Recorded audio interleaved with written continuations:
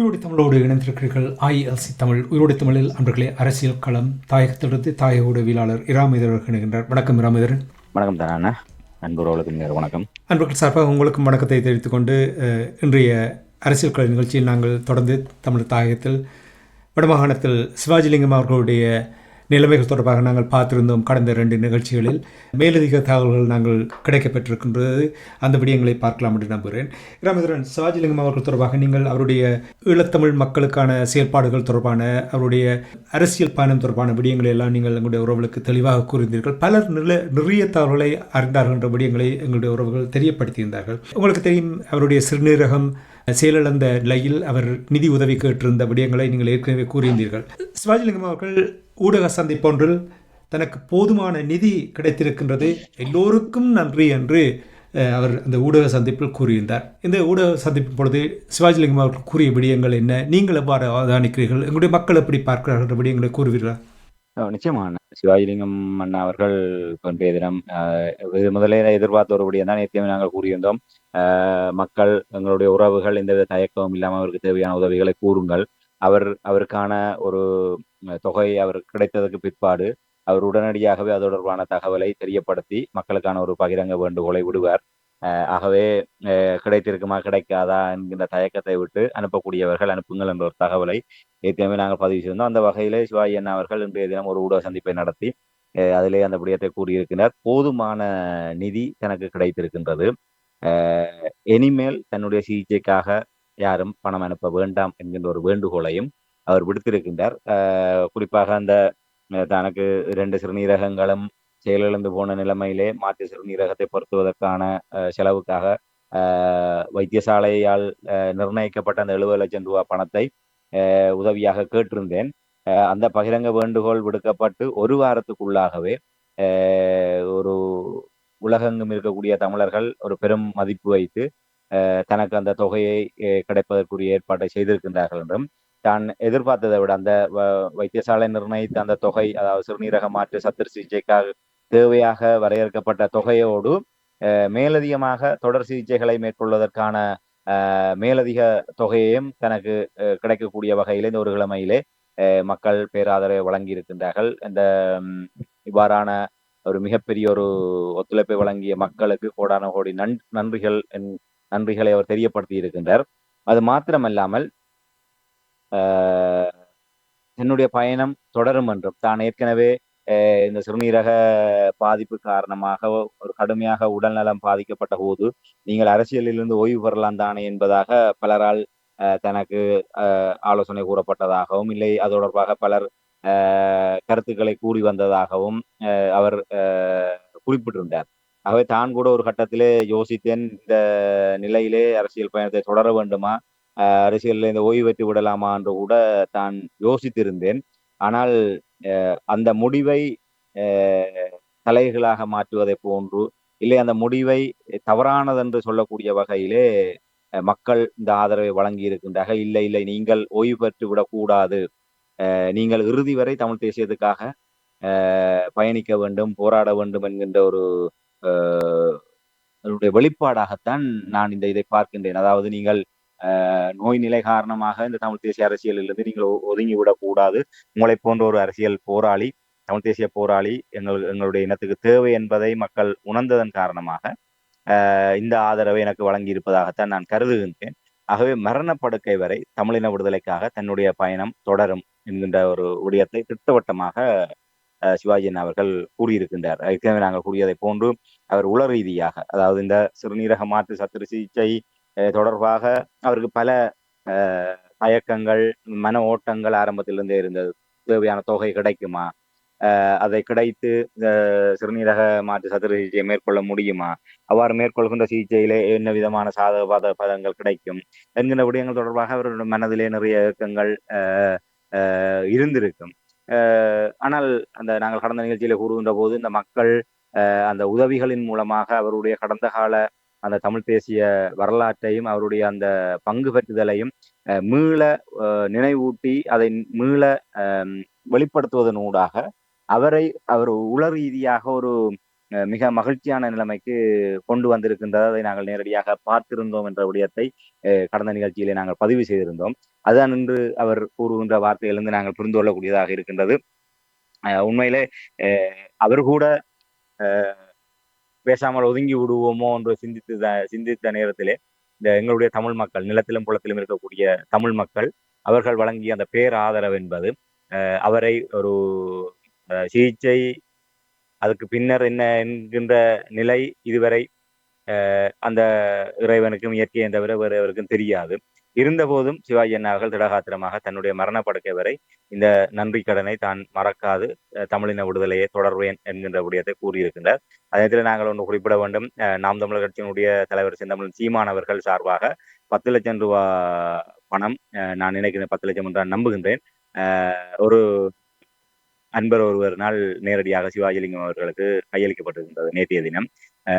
ஆகவே நாம் தமிழர் கட்சியினுடைய தலைவர் சீமான் அவர்கள் தமிழகத்திலே தமிழ் தேசிய அரசியலை முன்னெடுத்து வரக்கூடிய ஒருவராக இருக்கின்ற நிலைமையிலே இன்று எங்களுடைய தமிழ் தேசிய பரப்பிலே இருக்கக்கூடியவர்கள் கூட கஜேந்திரமார் பொன்னம்பலம் அவர்களை நாங்கள் கூறியதை போன்று அவர் தன்னுடைய தனிப்பட்ட பங்களிப்பாக ஒரு தொகையை வழங்கியிருக்கிறார். அதுபோன்று தமிழ் தேசிய மக்கள் முன்னணி சார்பாக ஒரு 15 லட்சம் ரூபாவை வழங்கியிருக்கின்றார்கள். அதேபோன்று சிவஞானம் ஸ்ரீதரன் அவர்கள் நேரடியாக சென்று அவர் தன்னுடைய பங்களிப்பை அவர் அங்கே வழங்கியிருக்கிறார். அதைவிட பிரதேச சபை, உள்ளூராட்சி மன்றங்களுடைய தவிசாளர்கள் மற்றும் உறுப்பினர்கள் என பலர் அங்கே நேரடியாக சென்று தங்களுடைய ஆதரவையும் நிதி பங்களிப்பையும் வழங்கியிருக்கின்றார்கள். இதை தவிர்த்து தமிழ் தேசிய பரப்பில் இருக்கக்கூடிய வேறு எவருமே சிவாஜி அண்ணா அவரோடு சந்தித்ததாகவோ இல்லை அவரோடு தொலைபேசியிலே கதைத்து சுகம் விசாரித்ததாகவோ நாங்கள் அறியவில்லை. குறிப்பாக ஜனநாயக தமிழ் தேசிய கூட்டணி என்று சொல்லக்கூடிய இப்ப இபிஆர், லெப்டலோ, புலட் போன்ற கட்சிகள் இருக்கின்றன. அவர்கள் எல்லாம் மிக நெருக்கமாக சிவாஜிலிங்கம் அவர்களோடு நெருக்கமாக பயணித்தவர்கள். கடந்த காலத்தில் ஆயுத ரீதியான போராட்டத்தின் போதும் சரி, தமிழ் தேசிய கூட்டமைப்பாக அரசியல் பயணத்திலும் சரி, இப்போது ஜனநாயக தமிழ் தேசிய கூட்டணியாகவும் சரி, ஒரு தொடர்ச்சியாக ஒன்றாக பயணித்தவர்கள். ஆனால் ஒரு தற்போது வரை நாங்கள் எந்த தகவலையும் சிவாஜி அண்ணா தரப்பு அந்த தகவல்கள் ஊடாகவோ இல்லை ஊடகங்களின் ஊடாகவோ அப்படி அவர்களிடமிருந்து எந்த ஒரு சந்திப்புகளோ இல்லை ஒரு ஒரு ஒரு ஒரு விசாரிப்புகளோ இடம்பெற்றதாக அறிய முடியவில்லை. குறிப்பாக இப்ப தமிழரசு கட்சியிலே ஸ்ரீதரன் அவர்கள் சென்றிருக்கின்றார். இந்த ஸ்ரீதரன் அவர்களுக்கு எதிராக பார்க்கக்கூடியதாக இருக்கக்கூடிய இன்னொரு அணியாக சுமந்திரன் தரப்பு ஒன்று அவர்கள் சிவாஜி அண்ணா அவர்களை போய் சந்தித்ததாக இதுவரை அறியக்கூடியதாக இல்லை. என்னால் இதிலே நாங்கள் குறிப்பிட்டதை போன்று தேசிய மக்கள் சக்தி சார்பாக பாராளுமன்ற உறுப்பினர்களான ராஜீவன் உள்ளிட்டவர்களும் அமைச்சர் சந்திரசேகர் போன்றவர்கள் எல்லாம் போய் சந்தித்திருக்கின்றார்கள். ஆகவே ஒரு கட்சி பேதம் இல்லாமல் எல்லாம் சென்றிருக்கின்ற நேரத்திலே ஒரு தமிழ் தேசிய கட்சி சார்பாக இருக்கக்கூடிய இவ்வாறானவர்கள் எல்லாம் அங்கே ஒரு செல்லாது இருக்கின்ற நிலையிலே தமிழகத்தில் இருக்கக்கூடிய நாம் தமிழர் கட்சியினுடைய தலைவர் சீமானவர்கள் சிவாஜி அண்ணாவுடைய மருத்துவ சிகிச்சைக்காக ஒரு தொகை பணத்தை இங்கே கிடைக்க செய்திருக்கின்றார்கள். அது உண்மையிலே நாங்கள் ஒரு விசேடமாக குறிப்பிட்டு சொல்லக்கூடிய ஒன்று என்பதைத்தான் இந்த இடத்துல பதிவு செய்ய முடியும். அந்த வகையிலே அவருக்கு மிக ஒரு தாராளமாக அவர் மனம், அதாவது உள்ளம் ஒரு பூரிப்படைந்து மேலும் ஒரு உத்வேகத்தோடு சிறுநீரக மாற்று சத்து இது உண்மையிலே 100% நான் நினைக்கிறேன் இறைவனும் இயற்கையும் அவருக்கு வழங்கிய ஒரு கொடையாகத்தான் நான் கருதுகின்றேன். அந்த சிகிச்சைக்கு முன்னர் உண்மையிலே எந்த பெரிய ஒரு சத்திர சிகிச்சையாக இருந்தாலும் அதை எதிர்கொள்கின்ற அந்த நோயாளியினுடைய மன உறுதி தான் அந்த சிகிச்சையினுடைய வெற்றி தங்கி இருக்கின்றது. அந்த சிகிச்சை செய்கின்ற வைத்திய நிபுணரோ இல்லை அதிநவீன கருவிகளோ இல்லை அதிநவீன வசதி கொண்ட சத்திர சிகிச்சை கூடங்களோ எதுக்குமே அதுல 2ஆம் பட்சம் தான். முதல் தெரிவென்பது, முதலாவது நிலை என்பது அந்த சத்திர சிகிச்சைக்கு உட்படுத்தப்படுகின்ற அந்த நோயாளியினுடைய மன உறுதி. அந்த மன உறுதியில் தான் அதனுடைய வெற்றி தங்கி இருக்குது. அந்த வகையில சிவாஜிலிங்கம் அண்ணா அவர்களுக்கு உலகத் தமிழர்கள் இந்த பேராதரவை வழங்கியதன் ஊடாக அவருடைய அந்த மன உறுதி என்பது மிக மிக ஒரு உச்ச நிலையில் இவர் முன்னர் இருந்ததை விட உண்மையிலே கடந்த 50 ஆண்டுகள் உண்மையில ஒருவர் வீழ்ந்து கிடக்கின்ற போதுதான் தங்களுடைய கடந்த காலத்தை பற்றி சிந்தித்து பார்ப்பார்கள். ஆகவே அந்த ஒரு சிறுநீரக நோயினால் பாதிக்கப்பட்டு நாங்கள் ஏற்கனவே கடந்த நிகழ்ச்சியை கூறியதை போன்று நாங்கள் சில ஆண்டுகளாக அவரோட நேரடியாக சந்திக்கின்ற போதெல்லாம் ஏதோ ஒரு இனம் புரியாத கவலையோடு எப்பவுமே உற்சாகமாக உறுதியாக கருத்துக்களை கூறக்கூடிய சிவாஜி அண்ணா அவர்களை அண்மைய நாட்களை பார்க்கின்ற போது அவருடைய அந்த முகத்திலே இருக்கக்கூடிய அந்த ஒரு ஏக்கத்தையும் அந்த பரிதவிப்புகளையும் நாங்கள் பார்த்திருக்கின்றோம். அத்தனை என்றால் அவருக்கு அந்த நொடிப்பொழுதெல்லாம் நாங்கள் இனத்துக்காக இவ்வளவு செய்திருக்கின்றோம், இன்று எனக்கு இப்படியான ஒரு நிலைமை வந்திருக்கின்றது, யாரிடம் கேட்பது, யார் செய்வார்கள், கேட்டால் இதை செய்வார்களா, கேட்டால் எப்படி எடுத்துக்கொள்வார்கள் என்றெல்லாம் இவ்வளவு பெரிய தயக்கங்கள் இருந்திருக்கு. உண்மையிலே ஒரு இல்லாதவர்களுடைய மனநிலை எப்படி இருக்கும் என்பதை நாங்கள் நிச்சயமாக புரிந்து கொள்ள முடியும். அந்த தயக்கம், ஒரு குற்ற உணர்ச்சி, ஒரு எப்படி எடுத்துக்கொள்வார்களோ என்கின்ற ஒரு தயக்கம், அப்படியான நிலையிலே அவருடைய மனம் எவ்வளவு வேதனைப்பட்டிருக்கும். இன்று அதெல்லாம் கடந்து மிகப்பெரிய ஒரு ஒரு உத்வேகத்தையும், உற்சாகத்தையும் இந்த உலகத் தமிழர்களுடைய ஆதரவு. அதான் நாங்க ஒரு தமிழ் தேசியம் துவண்டு போய் விடாது. தமிழ் தேசியத்தை தூக்கி நிறுத்தக்கூடிய ஒரு குறியீடாக, குறிகாட்டியாக இந்த தமிழ் மக்கள் தங்களுடைய அந்த ஒரு இப்படி அதை கூட சிவாஜி அண்ணா அவர்கள் ஒரு இடத்துல சுட்டிக்காட்டியிருக்கின்றார். இது இந்த மக்களுடைய இந்த ஆதரவு என்பது ஒரு தமிழ் தேசியத்தின் மீதான ஒரு நம்பிக்கையை மீள கட்டி எழுப்பக்கூடிய ஒன்றாக இருக்கின்ற என்ற ஒரு கருத்தை கூட அவர் அங்கே பதிவு செய்திருக்கின்றார். ஆகவே சிவாஜி அண்ணா அவர்களுடைய அந்த நிதியுதவி என்பது வைத்தியசாலை மற்ற விடயங்களுக்கு, அந்த நிதியுதவியின் மூலமாக அவருடைய உளவுறனை வலுப்படுத்தியது என்பது உண்மையிலே அதுதான் ஒரு மிகச்சிறந்த ஒரு பங்களிப்பாக நான் கருதுகிறேன். ஆம். ரமதான், நீங்கள் கடந்த தடவை பேசும்பொழுது கூட அந்த அவருடைய வேண்டுகோளுக்கிணங்க அவருடைய அந்த நிதி தேவை கருதிய அந்த செய்தியை கேட்டதும் பலர் சிறப்பாக அதற்கான உதவிகளை வழங்குவதற்கு முன்வந்த என்று விடயங்களை நீங்கள் கூறியிருந்தீர்கள். இப்பொழுது நீங்கள் கூறும்பொழுது அவருக்கு தாராளமான நிதி உதவி கிடைத்திருக்கின்றது என்று சொல்லும் பொழுது, இப்போ அப்படி என்று சொன்னால் மேலதிகமாக கிடைத்திருக்கின்ற நிதியை என்ன செய்ய போகிறார் என்று ஏதாவது கூறியிருந்தார் என்றால், அவருடைய சிந்தனைகள் நீங்கள் கூறுவதை கேட்கும் பொழுது அந்த மக்கள் இனம், எங்களுடைய மண், இது தொடர்பாக அவரிடம் நிறைய கரிசனை இருப்பதை நீங்கள் கூறுவதை வைத்தே நாங்கள் உணரக்கூடிய இருக்கிறேன். அப்படி என்றால் இந்த மேலதிகமாக கிடைத்திருக்கின்ற நிதியை என்ன செய்வதாக அவர் கூறுகிறார்? உண்மைதான். இப்ப ஏற்கனவே நாங்கள் கடந்த நிகழ்ச்சிகளிலே அந்த விடயத்தை கூறியிருந்தோம். ஒரு மேலதிகமான நிதி கிடைத்திருந்தால் ஒருபோதும் அவர் தன்னுடைய சொந்த தேவைக்காகவோ சுகபோக வாழ்க்கைக்காக அவர் ஒருபோதுமே பயன்படுத்த போவதில்லை.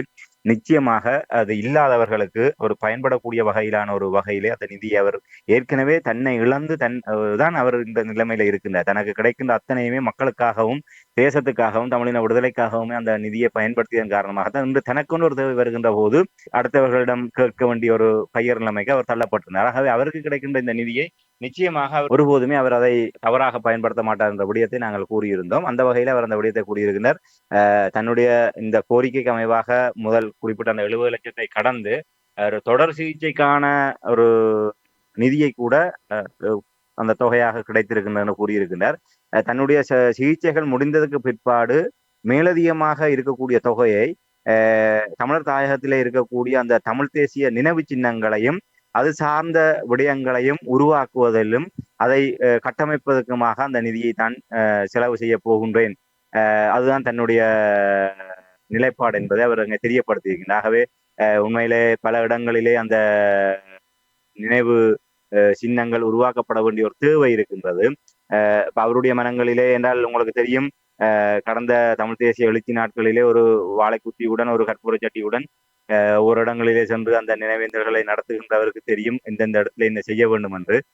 நிச்சயமாக ஒரு அந்த அந்த நிதியை வழங்கிய மக்கள் ஒரு ஆறுதல் அடையக்கூடிய வகையிலே, பெருமை அடையக்கூடிய வகையிலே அவர் அந்த விடயத்தை பயன்படுத்துவார் என்றும், மற்ற அதே நேரத்திலே சில ஒரு கால அவகாசத்திலே அந்த முழுமையாக இன்னும் அந்த விவரங்களை இன்னும் சேகரிக்க முடியவில்லை என்றும், தான் தனக்கு இந்த உதவி செய்தவர்களுடைய பெயர் விவரங்களை முழுமையாக சேகரிக்க முடியவில்லை என்றும், அவ்வாறு அந்த நிதியுதவிகள் தொடர்பான விவரங்கள் கிடைக்கின்ற பட்சத்திலே மிக விரைவிலே அது தொடர்பான முழுமையான விவரங்களை தான் தன்னால் வெளிப்படுத்தக்கூடியதாக இருக்கும் என்ற ஒரு தகவலையும் கூறியிருக்கின்றார். ஆகவே ஒரு வெளிப்படைத்தன்மையோடு தனக்கு யார் யார் எவ்வளவு தொகைகளை வழங்கி இருக்கின்றார்கள், இவ்வளவு மொத்த தொகை கிடைத்திருக்கின்றது என்பதை தெரியப்படுத்துவதற்கும் அவர் அந்த இடத்திலே ஒரு உண்மையில அந்த நிதி தொடர்பான பொறுப்பு கூறலை அவர் அங்கே வெளிப்படுத்தி இருக்கின்றார். அதை முழுமையாக வெளிப்படுத்துவதோடு மிகுதியான பணத்தை தமிழ் தேசிய நினைவு சின்னங்களை அமைப்பதும் அது தொடர்பான வேலை திட்டங்களுக்குமாக பயன்படுத்துவேன் என்பதை அவர் அங்கே வெளிப்படுத்தி இருக்கின்றார். நிதி தொடர்பான பொறுப்பு குரலை வெளிப்படுத்தி இருக்கிறார் என்று நீங்கள் கூறும் பொழுது ராமதரன், நிச்சயமாக இவருடைய இந்த பணம் வெளிநாடுகளிலிருந்து பெரிய தொகைகளாக வந்திருக்கும். அப்படி என்று சொன்னால் அரசாங்கம் அல்லது அந்த நிதி துறையில் இருப்பவர்கள் இந்த அதிக பெரிய தொகைகள் வரும் பொழுது அது தொடர்பாக விசாரிப்பது வளமையாக இருக்கலாம் என்று நம்புகிறேன். அப்படியானால் இந்த பெருந்தொகை வந்திருப்பது தொடர்பாக விசாரணைகள் நடப்பதற்கான வாய்ப்புகள் இருக்கின்றதா? அது தொடர்பாக ஏதாவது அறியக்கூடியதாக இருந்ததா? நிச்சயமாக இந்த ஊடக சந்திப்பில் அந்த விடயத்தையும் அவர் அங்கே கூறியிருக்கின்றார். அதாவது சாதாரணமாக நீங்கள் குறிப்பிட்டதை போன்று நிதி குற்றப்புலனாய்வு பிரிவினர் வந்து இந்த வங்கி ஊடான பண பரிவர்த்தனைகள் தொடர்பாக மிக உன்னிப்பாக கவனித்துக் கொண்டிருப்பார்கள். ஒவ்வொரு வங்கிகளும் அதற்கான தகவல்களை நிச்சயமாக அவர்களுக்கு வழங்கித்தான் ஆக வேண்டும் என்பது ஒரு எழுதப்படாத விதியாக இருக்கின்றது. அதே நேரத்திலே வெளிநாட்டிலிருந்து வருகின்ற பண பரிவர்த்தனைகள் தொடர்பாகவும் அவர்களிடம் ஒரு நிலைப்பாடு இருக்கின்றது. மிக அது அதாவது தடை செய்யப்பட்ட அமைப்புகளோடு சம்பந்தப்பட்ட நிதி பரிவர்த்தனையா என்பதை அவர்கள் மிக அவதானமாக அந்த விடயங்களை எல்லாம் கவனித்துக் கொண்டிருக்கின்றார்கள். ஆகவே அந்த விடயம் தொடர்பாக சிவாஜி அண்ணா கூறியிருக்கின்றார், வழக்கமான அந்த வங்கி நடைமுறைகளின் ஊடாக தன்னிடம் அந்த விசாரணைகள் செய்யப்பட்டு வருவதாகவும், அந்த அவருடைய வங்கி கணக்கு திடீரென ஒரு பெருந்தொகையான நிதி உள்நாட்டிலும் உள்நாட்டிலும் இருந்து வருவது தொடர்பாக விசாரணைகள் முன்னெடுக்கப்பட்டு வருவதாகவும், இது தொடர்பாக மக்கள் அச்சமடைய தேவையில்லை என்றும், இது எந்த ஒரு தனிநபரும் இதற்கு முகம் கொடுக்க வேண்டிய அவசியம் இல்லை. தனக்கு தன்னுடைய மருத்துவ சிகிச்சைக்காக தன்னுடைய வங்கி கணக்குக்கு பணத்தை வைப்பிலிட்டவர்கள் தொடர்பான எந்த ஒரு விசாரணையும் அது தொடர்பான நெருக்கடிகளையும் நேரடியாக முகம் கொடுக்க தான் தயாராக இருக்கின்றேன் என்றும், ஆகவே இது தொடர்பாக வருகின்ற ஒரு செய்திகளையோ இல்லை குழப்பகரமான தகவல்களையோ வைத்து மக்கள் யாருமே அச்சப்பட தேவையில்லை என்கின்ற விடயத்தையும் அவர் கூறியிருக்கிறார். ஆகவே நிதி தொடர்பான பொறுப்பு கூறலையும் கூறியிருக்கின்றார். அந்த நிதி வழங்குதல் பின்னணியிலே நிதி குற்றப்புலனாய்வு பிரிவினரோ இல்லை வேறு தரப்பினரால் மேற்கொள்ளப்படுகின்ற விசாரணைகளை கூட தானே நேரடியாக முகம் கொடுக்க தயாராக இருக்கின்றேன் என்கின்ற ஒரு தகவலையும் அதிலே தெரியப்படுத்தி இருக்கின்றார். ஆகவே இது ஒரு வழக்கமான ஒரு விசாரணையாக இருந்தாலும் ஒரு வெளிப்படையாக உங்களுக்கு தெரியும், அது மருத்துவ சிகிச்சைக்காகத்தான் அந்த நிதி அனுப்பப்பட்டிருக்கின்றது என்று. ஆனால் அந்த நிதிகள் வெளிநாட்டிலிருந்து அனுப்பப்பட்ட நிதிகள் நிச்சயமாக வங்கியினால் உடனடியாக ஒரு விடுவிக்கப்படுமா என்கின்ற ஒரு கேள்வி இருக்கின்றனால் அந்த விசாரணைகள் முடிகின்ற வரை அந்த நிதியை நிச்சயமாக அவர்கள் விடுவிக்கக்கூடிய நிலை இருக்குமா தெரியவில்லை. என்றால் அந்த தடை செய்யப்பட்ட அமைப்புகளிடம் இருந்து அந்த நிதிகள் கிடைக்கக்கூடிய வாய்ப்பு இருக்கின்றதா என்று இவர்கள் ஏற்கனவே அந்த தடைப்பட்டியலில் இருப்பவர்கள் ஊடாக அனுப்பப்பட்டிருக்கின்றதா இல்லையா என்கின்ற விடயமெல்லாம் அவர்கள் பார்ப்பார்கள். பெரும்பாலும் அவ்வாறு அந்த நிதியை குறிக்கப்பட்ட தரப்பினரால் அனுப்பப்பட்டதாக அவர்கள் கருதப்படுகின்ற நிதியை அவர்கள் நிறுத்தி வைத்து அது தொடர்பான விசாரணைகளுக்கு பின்னர் ஏற்றுக்கொள்ளக்கூடியதாக இருந்தால் விடுவிப்பார்கள், இல்லாட்டால் அரசுடைமையாக்குவார்கள். அதான் வழக்கமான நடைமுறை. ஆனால் சிவாஜி அண்ணா அவர்களுக்கு அனுப்பப்பட்ட நிதி அவ்வாறான ஒரு சிக்கலுக்குரிய இடங்களிலிருந்து தரப்புகளிலிருந்து வந்திருக்காது என்று நம்பக்கூடியதாக இருக்கின்றது. இருந்தாலும் அது தொடர்பான விசாரணைகளை தான் எதிர்கொள்வதாக அவர் கூறியிருக்கின்ற விடயம் என்பது நாங்கள் குறிப்பிட்டு சொல்லக்கூடியதாக இருக்கின்றது. ராமதரன், ஒரு கேள்வி என்னவென்று சொன்னால், உங்களுக்கு தெரியும், ஒரு சம்பவம் நடக்கும் பொழுது நல்ல சம்பவமாக இருக்கட்டும் அல்லது இப்படி உடல் நலம் குறைவுபட்டிருக்கின்ற நேரங்களில் சில விடயங்கள் வெளிப்படும். அதாவது ஒற்றுமை, அவர்களுடைய குரோதம், வேறு வேறு வடிவத்தில் சில விடயங்கள் வெளிவரும். கடந்த 3 நிகழ்ச்சிகளில் கூறும்பொழுது, சிவாஜிலிங்கம் தொடர்பாக கூறும்பொழுது பல விதமான விடயங்களை கூறலாம், பல கடந்த கால சம்பவங்களை எல்லாம் கூறலாம். அதெல்லாம் இருக்கும் பொழுது உங்களுக்கு தெரியும், ஆயுத போராட்டம் மௌனிக்கப்பட்டிருக்கின்ற நேரத்தில் என்னுடைய அரசியல் தரப்பில் எந்த ஒரு விதத்திலும் ஒரு சரியான வழிகாட்டலினூடாக பயணிக்க முடியாத ஒரு சம்பித்தெல்லாமே இருப்பதை பார்க்கும்பொழுது, இப்போ நீங்கள் சொன்னீர்கள் மீண்டும் அவர் அரசியலுக்கு வர வேண்டும் என்ற அந்த விடயத்தை கூறும்பொழுது அல்லது ஓய்வு பெற வேண்டும் என்ற அந்த விடயங்களை கூறும்பொழுது, இந்த சம்பவங்களை நீங்கள் பார்க்கும் பொழுது, அன்று கூட பேசும்பொழுது நீங்கள் கூறினீர்கள் கட்சி பேதமின்றி எல்லோரும் அந்த உதவி செய்வதற்கு முன் வந்தார்கள் என்ற விடயங்களை பார்க்கும்பொழுது, இதிலிருந்து நம்முடைய தமிழ் இனம் ஏதாவது பாடத்தை கற்றுக்கொள்ள முடியும்? அதாவது நாங்கள் ஒன்று சேர்ந்தால் ஒரு சில விடயங்களுக்கு, ஒரு குறிப்பிட்ட எங்கள் தமிழ் மக்களுடைய இன விடுதலைக்காக, மண் மீட்புக்காக ஒரு குறிப்பிட்ட விடயத்தில் நாங்கள் ஒன்று சேர்ந்தால் எதையும் சாதிக்கலாம் என்று இந்த சிவாஜிலிங்கம் அவர்களுடைய இந்த சம்பவம் எடுத்து காட்டுகின்றது என்று நீங்கள் ஒரு உதாரணமாக கற்றுக்கொள்ளக்கூடிய ஒரு பாடமாக நீங்கள் பார்க்கிறீர்களா? நிச்சயமாக ஆணித்தரமாக கூற முடியும். இது அதான் நேற்று நான் கடந்த நிகழ்ச்சி குறிப்பதை போன்று ஒரு தமிழ் தேசியம் என்பது உண்மையிலே ஒரு மிகப்பெரிய ஒரு சாவக்கேடான நிலைமையிலே சென்று கொண்டிருக்கின்றது. ஆயுதங்கள் மௌனிக்கப்பட்டதுக்கு பிற்பாடான 17வது ஆண்டிலே ஒரு மிகப்பெரிய ஒரு கவலைக்குரிய நிலைமையில இருக்கின்றது. இந்த தமிழ் தேசியம் ஒரு ஏமாற்றளித்த நிலையிலே தமிழ் தேசியத்தை வலுவாக நின்று பின்பற்றிய இல்லை தமிழ் தேசியத்தோடு உயிராக நின்று செயல்பட்ட எங்களுடைய மக்கள் இன்று அதிலிருந்து விலகி சலுகை அரசியலுக்கு பின்னாலும் தேசிய கட்சிகளுக்கு பின்னாலும் செல்ல வேண்டிய நிலைமைக்கு அவர்கள் தள்ளப்பட்டிருக்கின்றார்கள். இதற்கு முழுக்க காரணம் தமிழ் தேசிய அரசியலை முன்னெடுப்பவர்களிடையே காணப்படுகின்ற பிளவு நிலையும் அந்த இலக்கை நோக்கி ஒரு தூய்மையாக தமிழ் மக்களுடைய அந்த அரசியல் அபிலாஷைகளை நோக்கியதாக நேர்மையான செயல்படாதனுடைய விளைவுதான் இன்று தமிழ் மக்கள் அந்த தமிழ் தேசிய அரசியலிருந்து மெல்ல மெல்ல நழுவி கொண்டிருப்பதற்கான காரணம். இது தொடர்மாக இருந்தால் உண்மையிலே மிகப்பெரிய ஒரு நெருக்கடியை தமிழ் தேசிய அரசியல் முகம் கொடுக்க வேண்டிய ஒரு நிலைமை ஏற்படும். ஏன்னா தமிழர் தாயகத்திலே நேரடியாக முன்னெப்போதும் இல்லாத அளவுக்கு ஒரு சிங்கள கட்சி, அந்த தேசிய மக்கள் சக்தி என்கின்ற ஒரு சிங்கள கட்சி தன்னுடைய சின்னத்திலேயே வடக்கு கிழக்கிலே சகல உள்ளூராட்சி மன்றங்கள், பாராளுமன்றங்களை தங்களுக்கான ஆசனங்களை பெற்றிருக்கின்றார்கள். அடுத்த மாகாண சபை தேர்தலிலும் அவர்கள் கணிசமான ஆசனங்களை பெற்று விட்டார்கள் என்றால் அது மிகப்பெரிய ஒரு பின்னடைவாக, தோல்வியாக தமிழ் தேசிய அரசியலுக்கு அமைந்துவிடும். ஆகவே அவ்வாறான ஒரு நிலைமையிலே இன்று சிவாஜிலிங்கம் அண்ணா அவர்களுக்கான இந்த தமிழ் மக்களுடைய ஒரு திரட்சியான பங்களிப்பு என்பது எதற்காக? தனியே சிவாஜிலிங்கம் அண்ணா அவர்கள் மீதான அனுதாபத்தின் காரணமாக இந்த நிதி வழங்கப்பட்டதா? இல்லை. அவர் டெலோ கட்சியினுடைய தலைவராக இருந்தார் என்பதற்காகவா? இல்லை. அவர் ஒரு குறிக்கப்பட்ட காலம் ஆயுத போராட்டத்தில் இருந்தார் என்பதற்காகவா? இல்லை. இத்தனை ஆண்டுகளாக அவர் அரசியல் செய்தார், பாராளுமன்ற உறுப்பினராக இருந்தார் என்பதற்காகவா? இல்லை. இல்லை இப்போது மாகாண மாகாண சபையில இருந்தார், இல்லை தமிழ் தேசிய கட்சியிலே இருக்கின்றார், இல்லை ஆனால் அதையெல்லாம் கடந்து எதற்காக அவர்கள் வழங்கினார்கள்? தனி ஒருவராக தடைகளை கடந்து தமிழ் தேசியத்துக்காக இன்று வரை உண்மையாக அர்ப்பணிப்போடு இருக்கின்றார் என்ற ஒரே காரணத்துக்காகத்தான் இன்று நிலத்திலும் புலத்திலும் இருக்கக்கூடிய தமிழர்கள் திரட்சியாக அவருக்கான இந்த ஒரு மகத்தான ஆதரவை வழங்கி இருக்கின்றார். ஆகவே அதை எதை சொல்கின்றது?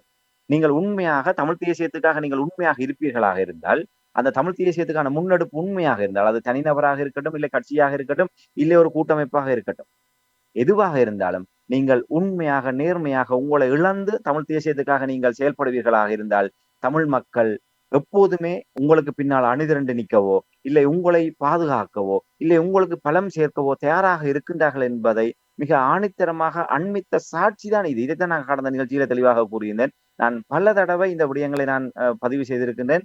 மக்கள் எப்போதுமே தவறான பாதைக்கு செல்லவில்லை. மக்களை தமிழ் தேசிய அரசியல் தான் உந்தி தள்ளி இருக்கின்றது. அதிலிருந்து வெளியே ஏமாற்றத்தின் காரணமாக தமிழ் தேசிய அரசியல் என்று நேர்நிலைக்கு வருகின்றதோ, ஒரு தூய்மையான நிலைமைக்கு வருகின்றதோ, அந்த தமிழ் தேசியத்தை தலைமை தாங்கக்கூடிய ஒருவர், அவ்வாறான ஒரு தியாக அரசியலை முன்னெடுக்கக்கூடிய ஒருவராக வருகின்றாரோ, அந்த நொடி பொழுது தமிழ் மக்கள் கடந்த காலத்துல இந்த நிலைப்பாடு எல்லாத்தையும் கடந்து அந்த நொடி பொழுதே தமிழ் தேசியத்துக்கு பின்னால் அணிவகுக்க மக்கள் தயாராக இருக்கின்ற விடயத்தை நாங்கள் தெளிவாக பல சந்தர்ப்பங்களில் கூறியிருக்கின்றோம். அதாவது அங்கே ராமநாதன் அவர்கள் யாழ் மாவட்டத்தில் விருப்பு வாக்கு அதிகமாக பெற்ற போதும், அதுக்கு பின்னரான அரசியல் விமர்சனங்களின் போதும், இல்லை கடந்த பாராளுமன்ற தேர்தலிலே தேசிய மக்கள் சக்தி 3 பாராளுமன்ற உறுப்பினர்களை யாழ் மாவட்டத்தில் பெற்ற விடயமாக இருக்கட்டும், வடக்கு கிழக்கிலே தமிழ் ஏவிபி கிடைத்த வெற்றிகளாக இருக்கட்டும், உள்ளூராட்சி மன்றத்தில் அவர்களுக்கு கிடைத்த ஆசனங்களாக இருக்கட்டும், இவையெல்லாம் ஏன் எதனால் என்கிற விடயம் எல்லாம் மிக ஆழமாக நாங்கள் அலசி ஆராய்ந்த போது இதெல்லாம் ஒரு தற்காலிகமானது, இது நிரந்தரம் அல்ல.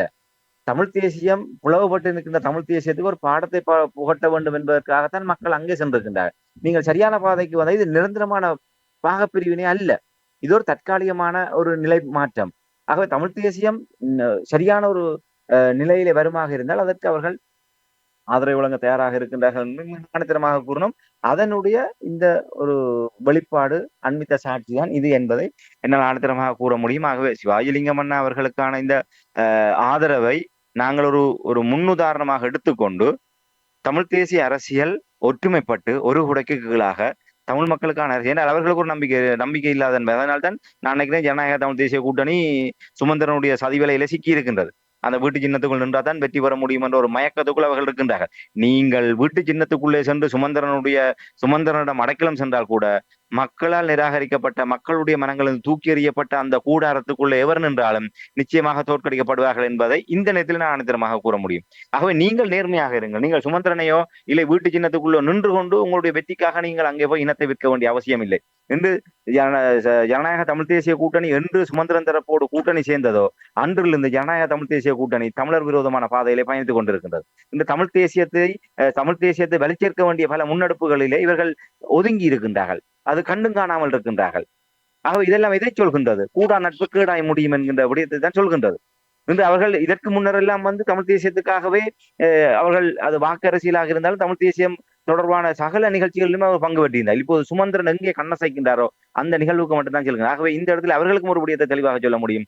இது உங்களுக்குமான ஒரு படிப்பினை. நீங்கள் சுமந்திரனையோ வீட்டு சின்னத்தையோ நம்பாதீர்கள், மக்களை நம்புங்கள், தமிழ் தேசியத்தை நம்புங்கள், தமிழ் தேசியத்துக்கு உண்மையாக இருங்கள். உங்களுக்கான வெற்றி உரிய காலத்திலே உங்களை தேடி வரும். ஆகவே ஒட்டுமொத்தமாக தமிழ் தேசிய மக்கள் முன்னணியாக இருக்கட்டும், இல்லை ஜனநாயக தமிழ் தேசிய கூட்டணியாக இருக்கட்டும், இல்லை எவராக இருக்கட்டும், தமிழ் தேசிய அரசியலை முன்னெடுக்கின்ற எவருமே நம்பிக்கையோடு நீங்கள் இப்போது தமிழ் மக்களுக்கான நேர்மையான அரசியலை முன்னெடுக்க வாருங்கள். அதுக்கான பலனை கைமேல் பலனை வழங்குவதற்கு என்று பாருங்கள் 70 லட்சம் ரூபாய் கேட்டார். நான் நினைக்கிறேன் அதை விட மேலதிகமான தொகையை மக்கள் கொடுத்திருக்கிறார்கள். நீங்கள் எதிர்பார்த்ததை விட நீங்கள் அந்த மக்களுக்கு விசுவாசமாக இருந்தால் கைமேல் பலன் கிடைப்பதை போன்று அதுக்கு மேலதிகமாக நீங்கள் எதிர்பார்த்ததை விட உங்களுக்கு ஒரு இன்ப அதிர்ச்சி வழங்கக்கூடியதான ஒரு அங்கீகாரத்தை கூட மக்கள் வழங்க தயாராக இருக்கின்றார்கள் என்பதை நான் 100க்கு 1000 தடவை ஆணித்தரமாக கூறுவேன். இவ்வாறான நேரங்களில் தான் சில விடயங்களை நாங்கள் மீண்டு பார்க்கும் பொழுது சில தெளிவுகள் வரும். நீங்கள் கூறுவது போல் தமிழ் மக்களை பொறுத்த மட்டில் தூய்மையான அரசியல் தான் இப்பொழுது தேவையாக இருக்கின்றது. மக்கள் தொடர்பாக பேசும்பொழுது, மக்களோடு பிரச்சனைகளை கையாளும் பொழுது தூய்மையாக இருப்பார்களாக இருந்தால் நீங்கள் கூறுவது மக்கள் திரண்டு வருவார்கள் என்பதை கூறிக்கொண்டு, நன்றி ராமேந்திரன். சிவாஜிலிங்கம் அவர்களுக்கு கிடைத்த நிதி தொடர்பான தகவல்களை, மேலதிகமான நிதி கிடைத்திருக்கின்ற என்ற விடயங்களை, அவர் இனி நிதி அனுப்ப வேண்டாம் என்று அந்த வேண்டுகோளையும் முன்வைத்திருக்கிறார் என்ற விடயங்களையும் உயிரோடை தமிழ் உறவுகளோடு பகிர்ந்து கொண்டமைக்காக உயிரோடை தமிழ் அன்பர்கள் சார்பாக நன்றியை கூறிக்கொண்டு மீண்டும் இன்னும் ஒரு நிகழ்ச்சியில் இணைந்திருப்போம். அதுவரைக்கும் நன்றி, வணக்கம். நிச்சயமான நன்றி, வணக்கம். எமது பார்வையாளர்களுக்கு வணக்கம். மக்களின் குரலாய் ஓங்கி ஒலிக்கும் இலக்குமின் இதழ் மற்றும் உயிரோடை தமிழ் வானொலி ஆகிய இவ்விரு ஊடகங்களும் உங்களைப் போன்ற எமது நேயர்கள் நண்பர்களின் ஆதரவிலேயே இயங்கி வருகின்றன. மிக குறைந்த வளங்களுடன் பல இடர்கள் மற்றும் தடைகளை தாண்டி பயணிக்கும் எமது ஊடகங்களின் பணிகள் மேலும் வளர உங்களால் முடிந்த நிதியுதவியை வழங்கி இன்னும் காத்திரமான செயற்பாடுகளை முன்னெடுக்க உதவுமாறு மிகவும் பணிவன்புடன் வேண்டி நிற்கின்றோம். உங்கள் பங்களிப்பு உங்களின் உரிமை குரலாய் ஓங்கி ஒலிக்கும். நன்றி.